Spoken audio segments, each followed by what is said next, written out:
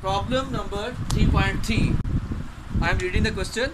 How much force is needed to prevent a body of mass 10 kg from falling? So what is given to us?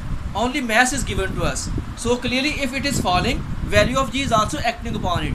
So that is that value of g we have to write by ourselves. So mass is given to us. I have written 10 kg. Value of g, as it is falling down, we have to write positive 10 meter per second square. Acceleration due to gravity. Force we have to find out, which is preventing the body to fall.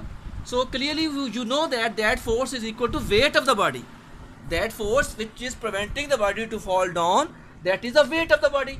So that's why we can write F equals to W. So clearly, as we know that W is equal to mg.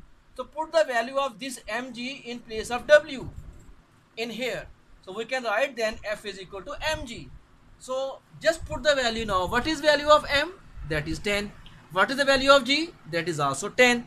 If we multiply both these values, we will get 100. So this is the force 100 Newton which is preventing that mass to fall down. So that is the answer to 3.3. Okay, now next 3.4 is also very short question, very small one. In 3.4, he is asking us find the acceleration produced by a force of 100 Newton in a mass of 50 kg. So he has given us force F equals 100 Newton. Mass he has given to us, that is 50 kg.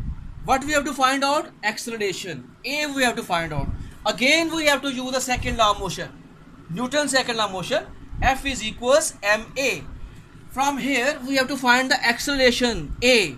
So clearly m will divide this force as I have written here. A we have to find out. M divide this force F over m. Now just put the value. What is force? 100 Newton. What is mass? 50. Divide 50 by 100. Clearly answer is 2. So it means this is the acceleration. What is the unit of acceleration? Meter per second square. So A is equals 2 meter per second square is the answer. That's all.